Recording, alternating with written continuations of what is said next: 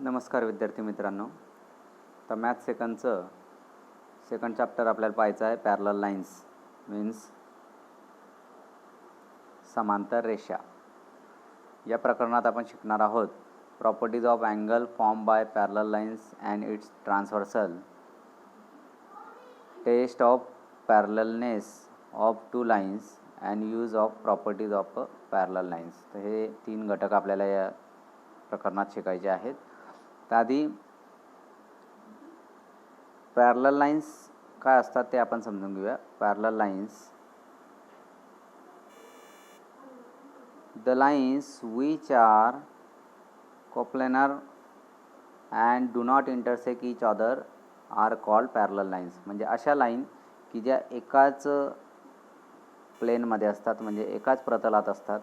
हे प्रतल मी काढलं, याच्यात 2 लाईन जर मी इथे काढल्या आणि या दोघं लाईन जर समजा एकमेकांना इंटरसेक्ट होत नसतील तर मग यांना पॅरलल लाईन असं म्हणणार. Lines which are do not intersect each other are called parallel lines.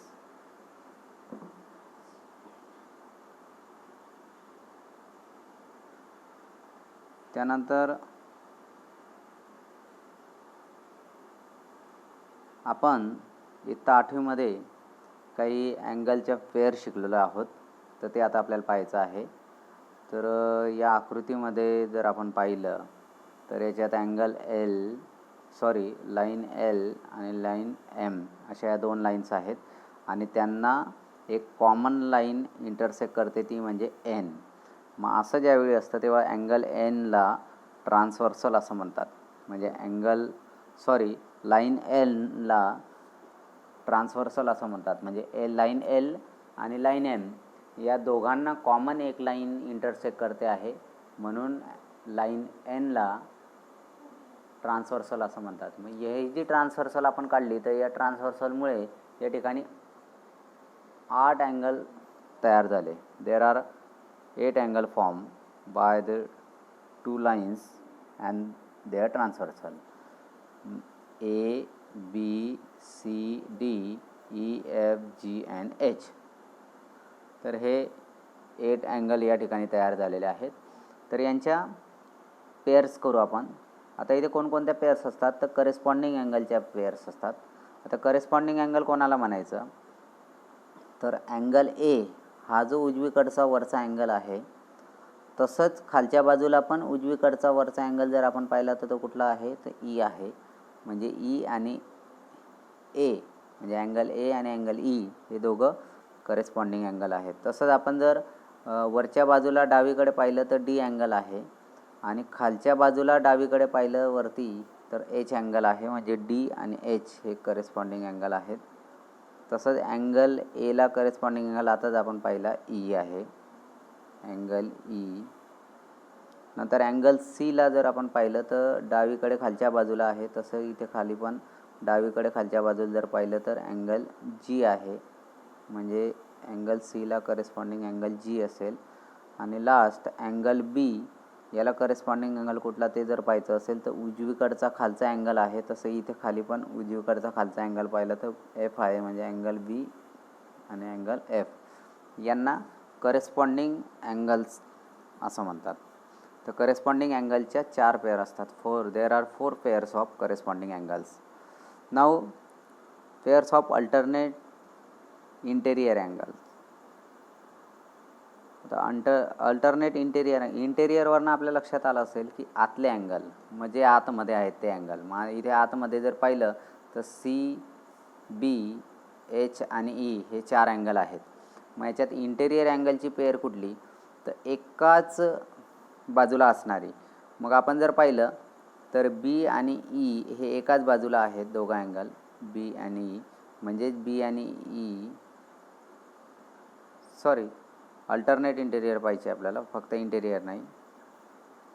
तर अल्टरनेट इंटेरियरसाठी काय करायचं की विरुद्ध जोडी पाहिजे. म्हणजे बी आहे तर याच्या ऑपोजिट साईडला खालच्या बाजूला एच आहे. म्हणजे असे हे alternate angle, interior alternate angle. तसंच सीला ई आहे. हे बघा अँगल सी आणि अँगल ई, अँगल बी आणि अँगल एच हे अल्टरनेट अँगल आहेत, इंटेरियर अल्टरनेट. आता अजून अल्टरनेट अँगल आपल्याला पाहिजे आहेत, पण ते जे पाहिजे ते एक्सटेरियर. हे वरती जे पाहिले ते इंटेरियर होते, आता एक्सटेरियर म्हणजे बाहेरचे, ते पण क्रॉसमधले पाहिजे. म्हणजे डी आणि एफ आणि अँगल ए आणि angle G opposite cross multiplication जसं आपण करतो त्या पद्धतीने पाहायचं, असं आणि असं. तर या अल्टरनेट एक्सटेरियर अँगल आहेत. यानंतर आपल्याला पाहायचं आहे pairs of interior angles on the same side of the transversal. ट्रान्सव्हर्सलच्या एकाच बाजूला असणारे इंटेरियर अँगल. आता इंटेरियर अँगल इथे पण इंटेरियर होते, पण ते अल्टरनेट होते, म्हणून आपण ऑपोजिट जोडी पाहिली, क्रॉस अशी जोडी पाहिली. आता या ठिकाणी इंटेरियर फक्त इंटेरियर आहेत. मग इंटेरियर पाहताना बी आणि ई हे जी आहे ही इंटेरियरची एक जोडी आहे, आणि LHSला जर पाहिलं तर सी अँड एच हे दोन इंटेरियरच्या जोड्या आहेत. तर अशा प्रकारे करेस्पॉन्डिंग अँगलच्या 4 पेअर्स, अल्टरनेट जे इंटेरियर अँगल्स आहेत त्याच्या 2 पेअर, अल्टरनेट एक्सटेरियर अँगलच्या 2 पेअर आणि इंटेरियर अँगल जे आहेत त्याच्या 2 पेअर, अशा या पेअर्स आपल्याला या ठिकाणी पाहायला मिळतात. आता याच्याशी निगडीत काही प्रॉपर्टीज आहेत ते आपण बघणार आहोत, जे इत्ता 8वीत पण आपण ते शिकलेलो आहोत. तर महत्त्वाची प्रॉपर्टी काय आहे, तर पहिली प्रॉपर्टी बघा. When two lines intersect the pairs of opposite angles form are congruent. म्हणजे 2 लाईन्स जेव्हा एकमेकांना इंटरसेक्ट करत असतील त्यावेळी वर्टिकली ऑपोजिट अँगल जे असतात म्हणजे हे, तर हे कॉन्ग्रंट असतात, असे ही प्रॉपर्टी आहे. सेकंड बघा, the angles in linear pair are supplementary. Linear pair, आता लिनियर पेअर कोणाला म्हणायचं, तर एक लाईन असेल, त्या लाईनवर जर आपण एखादा अँगल काढला तर हे आजूबाजूचे जे 2 अँगल तयार झाले या दोघं अँगलला लिनियर पेअर असं म्हणतात. तर हे जे लिनियर पेअर असतात ते सप्लिमेंटरी असतात. आता सप्लिमेंटरी म्हणजे काय, की ज्या 2 कोणांची बेरीज ही 180 असते. म्हणजे सपोज हा अँगल आहे, याचं मेजर आहे 110 आणि सेकंड अँगल आहे त्याचं मेजर आहे 70. 110 अँड 70 यांची जर बेरीज केली तर ती 180 येते, म्हणजे ते सप्लिमेंटरी आहेत. त्यानंतर थर्ड आपण बघूया प्रॉपर्टी काय आहे. When one pair of corresponding angles is congruent then all the remaining pairs of corresponding angles are congruent. आपण या वरच्या आकृतीत पाहिलं की 4 करेस्पॉन्डिंग अँगलच्या पेअर असतात. त्याच्यापैकी एकही पेअर जर कॉन्ग्रंट असेल तर बाकी उर्वरित ज्या 3 पेअर असतात त्यासुद्धा कॉन्ग्रंट असतात. तसंच चौथं बघूया. When one pair of alternate angle is congruent, then all the remaining pairs of alternate angles are congruent. म्हणजे अल्टरनेट अँगलची एक जरी पेअर ही कॉन्ग्रंट असेल तर उर्वरित मग ते अल्टरनेट इंटेरियर असो किंवा अल्टरनेट एक्सटेरियर असो, तर त्या उर्वरित 3 ज्या पेअर आहेत त्यासुद्धा कॉन्ग्रंट असतात. आणि फिफ्थ आणि लास्ट प्रॉपर्टी आहे, when one pair of interior angle on one side of the transversal is supplementary, then the other pair of interior angles is also supplementary. म्हणजे इंटेरियर अँगल जे असतात तर ते सप्लिमेंटरी असतात. मग एक पेअर जर सप्लिमेंटरी असेल तर सेकंड पेअर ही ऑलरेडी सप्लिमेंटरी येते.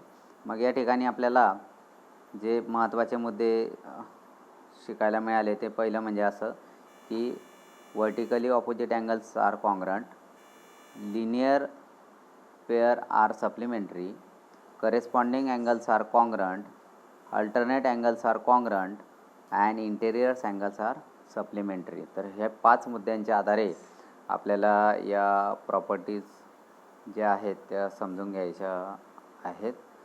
आता याच्यावर आधारित 1-2-3 थेरम आहेत, तर ते थेरम आपण आता पाहणार आहोत. तर पहिलं थेरम जे दिलं आहे ते आहे इंटेरियर अँगल थेरम. हे थेरम काय आहे, if two parallel lines are intersected by a transversal, the interior angles on either side of the transversal are supplementary. म्हणजे इंटेरियर अँगल जे असतात ते सप्लिमेंटरी असतात असं आपल्याला प्रूव्ह करायचं आहे. मग गिवनमध्ये काय आहे, तर लाईन एल आणि एम या पॅरलल आहेत, एन ही त्यांची ट्रान्सव्हर्सल आहे आणि त्या ठिकाणी अँगल ए बी सी आणि डी हे 4 अँगल तयार झालेले आहेत. पैकी सी आणि डी ही एक पेअर आहे, तर ए आणि बी ही सेकंड पेअर आहे. आणि आपल्याला प्रूव्ह काय करायचं आहे की अँगल ए आणि बी म्हणजे ही इंटेरियर पेअर जी आहे ती सप्लिमेंटरी दाखवायची, म्हणजेच बेरीज 180 दाखवायची. आणि डी आणि सी यांची पण हे पण सप्लिमेंटरी दाखवायची, म्हणजे त्यांची पण जी सम आहे ती 180 दाखवायची आहे. आता प्रूफ, आता याचं जे प्रूफ आहे ते आपल्याला 3 पॉसिबिलिटीच्या आधारे सिद्ध करावं लागेल. तर त्या 3 पॉसिबिलिटी अशा की पहिली पॉसिबिलिटी आपण असं समजू की अँगल ए आणि बी यांची जी सम आहे इज लेस दॅन 180 डिग्री, म्हणजे 180पेक्षा लहान आहे. नंतर सेकंड पॉसिबिलिटी आपण असं समजू की angle A plus angle B is greater than 180 degree, म्हणजे अँगल ए आणि बी यांची जी सम आहे ती 180पेक्षा ग्रेटर आहे.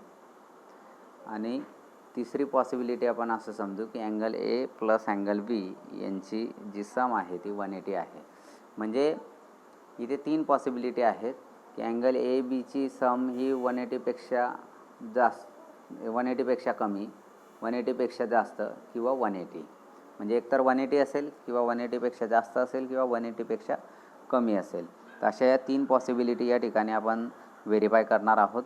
तर व्हेरीफाय करण्याअगोदर आपल्याला इथे दिलेलं आहे बघा, but line L and M are parallel lines, का तर हे गिवन आहे, दिलेलं आहे. त्यामुळे अँगल ए आणि बी इज लेस दॅन 180 हे इम्पॉसिबल आहे, ते येऊ शकत नाही. कारण 2 लाईन्स जेव्हा एकमेकांना पॅरलल असतात तर त्यावेळी त्यांचे इंटेरियर अँगल जे असतात ते सप्लिमेंटरी असतात आणि त्यांची जी सम असते ती 180पेक्षा कमी येऊ शकत नाही, ते इम्पॉसिबल असतं. नंतर आपण असं समजू, suppose that angle A plus B is greater than 180. आता आपण असं समजू की 180पेक्षा ग्रेटर आहे त्याचं जे मेजर आहे ते. मग ए आणि बी याचं जे मेजर आहे सम ती 180पेक्षा ग्रेटर आहे. But angle A plus D is equal to 180. A आणि डी याची जी सम आहे हे दोघं लिनियर पेअर असल्यामुळे ती 180 येईल. आणि सी आणि बी यांची जी सम आहे ती पण 180 येईल, कारण ते पण लिनियर पेअर आहेत. मग या सगळ्यांची जर आपण बेरीज केली, म्हणजे अँगल ए बी सी आणि डी, तर यांची जी बेरीज केली तर या दोघांची 180 आणि 180, 180 प्लस 180 360. तर असं ह्या 4 अँगलची जी सम आहे ती 360 येईल. म्हणजे अँगल सी प्लस डी जर आपल्याला काढायचं असेल तर काय करावं लागेल, तर ए आणि बी जी आहे ती 360मधून मायनस करावं लागेल. ए आणि बी तिकडे जाताना मायनस होईल, म्हणजे 360 minus angle A plus angle B. आता angle A plus angle B is greater than 180, then 360 minus angle A plus angle B is less than 180. Therefore angle C plus angle D is less than 180. आणि त्यामुळे यांचं जे सम येईल C आणि D तर ती लेस than 180 येईल. In that case, line L and line M produce will intersect each other on the same side of the transversal where angle C and angle D are formed. Angle C plus angle D is smaller than 180 is impossible, and angle A plus angle B is greater than 180 is also impossible. तर ह्या दोघं गोष्टी ज्या आहेत की त्यांची सम 180, तर हे दोघं इम्पॉसिबल आहे. आणि इम्पॉसिबल असल्यामुळे काय होईल की angle A plus angle B is equal to 180 degree हे ट्रू आहे. म्हणजे जेव्हा एखाद्या गोष्टीविषयी आपण 3 शक्यता पडताळतो तर पहिली जर चूक असेल किंवा दुसरी पण चूक आली तर तिसरी शक्यता ही बरोबर असते. तर त्याच्या आधारे हे थेरम प्रूव्ह केलेलं आहे. तर हे थेरम आपण पाहायचं आहे. यानंतर नेक्स्ट जे थेरम आहे करेस्पॉन्डिंग अँगल आणि अल्टरनेट अँगल थेरम, ते पण आपण बघूया. थेरम असा आहे, the corresponding angles formed by a transversal of 2 parallel lines are of equal measure. म्हणजे करस्पॉन्डिंग अँगल जे असतात ते इक्वल मेजरचे असतात. त्याच्यात गिवन असेल की line L and line M या पॅरलल लाईन्स आहेत, एन ही त्यांची ट्रान्सव्हर्सल आहे. बरं, आता प्रूव्ह काय करायचं आहे आपल्याला की अँगल ए आणि एचा करस्पॉन्डिंग अँगल बी, तर हे दोघं आपल्याला कॉन्ग्रंट दाखवायचे आहेत. मग आपण काय केलं की एक सी अँगल या ठिकाणी मानून घेतला. आता ए आणि सी यांची जर सम केली, म्हणजे ए आणि सी हे लगतचे अँगल आहेत, म्हणजे लिनियर अँगल आहेत, त्यामुळे त्यांची जी सम येईल ती 180 येईल. त्यानंतर बी आणि सी यांची जर आपण सम केली तर ती पण 180 येईल, कारण आत्ताच आपण प्रॉपर्टी पाहिली की interior angles are supplementary if lines are parallel. Line जर पॅरलल असतील तर इंटिरियर अँगलची सम ही 180 येते. मग इथे हे फर्स्ट आणि सेकंड जे स्टेटमेंट तयार झालं तर याचे आर एच एस जी आहे ती दोघं 180 आहे. त्यामुळे एल एच एस पण कॉन्ग्रंट येईल, म्हणजे angle A plus angle C is equal to angle A B plus angle C. तर हे स्टेटमेंट आपल्याला फर्स्ट अँड सेकंडवरून मिळालं. तर या ठिकाणी काय होईल, अँगल सी दोघं ठिकाणी कॅन्सल होईल, म्हणजे रिमेनिंग असेल अँगल ए कॉन्ग्रंट अँगल बी, म्हणजे ए आणि बी हे अँगल कॉन्ग्रंट आहेत, म्हणजेच करेस्पॉन्डिंग अँगल्स हे कॉन्ग्रंट असतात. आणि एक अँगलची पेअर, करेस्पॉन्डिंग अँगलची पेअर कॉन्ग्रंट आली तर उर्वरित सगळ्याच पेअर या कॉन्ग्रंट असतात. तसंच अल्टरनेट अँगल थेरम आहे.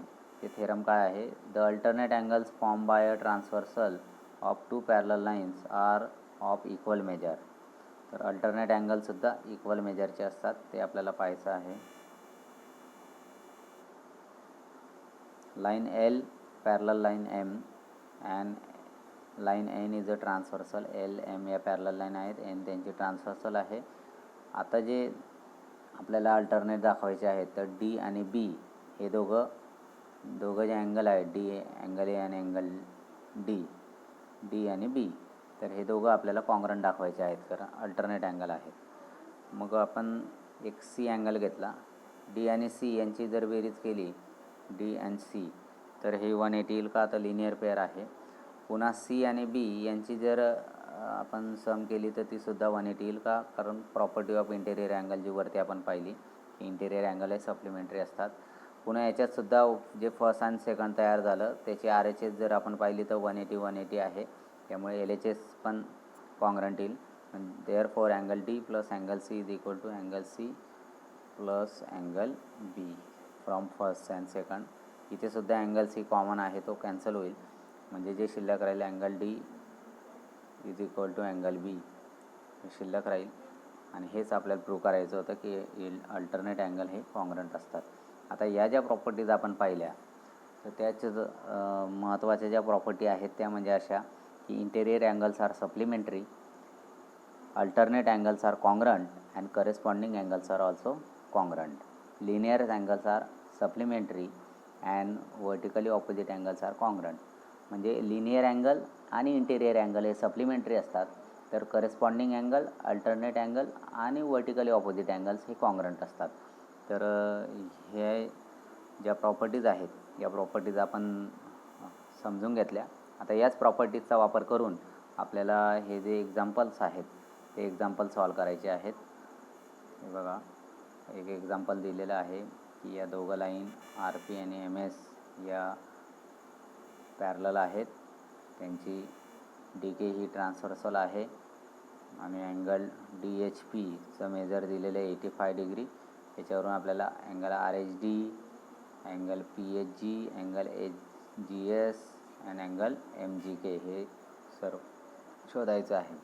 तर आधी आपण आर एच डी जर शोधायचं असेल तर R H D is a linear of angle D H P, म्हणजे हे दोघं जे आहेत तर हे दोघं आजूबाजूचे म्हणजे लिनियर अँगल आहेत, त्यामुळे यांची सम आपण 180 दाखवून एक जे मेजर आहे 85 ते जर भरलं तर 85 तिकडे जाताना मायनस होईल, म्हणजे ह्याचं मेजर येईल 95 डिग्री. तर अशा प्रकारे आपण पुढचे अँगल काढू शकतो. पुढे दिला आहे पी एच जी. आता पी एच जी अँगलचा जर विचार केला तर P H G angle is a vertically opposite angle of angle R H D. R H डीचा तो वर्टिकली ऑपोजिट आहे, म्हणजे तो पण 95 असेल. तर अशा प्रकारे आपले पुढचे जे अँगल दिलेले आहेत ते आपण शोधू शकतो. तसंच सेकंड क्वेश्चन पण याच पद्धतीने सॉल्व करायचा आहे, परंतु या ठिकाणी एल आणि एम या लाईन्स पॅरलल नाहीत, तर पी अँड क्यू या लाईन्स पॅरलल आहेत. तर त्याच्यानुसार ते ज्या प्रॉपर्टीज आहेत त्या आपण वापरायच्या आहेत. आणि एक्सरसाइज प्रॅक्टिस सेट 2.1 जी आहे, तर ती प्रॅक्टिस सेट आपण या प्रॉपर्टीजच्या आधारे सॉल्व करायची आहे. धन्यवाद.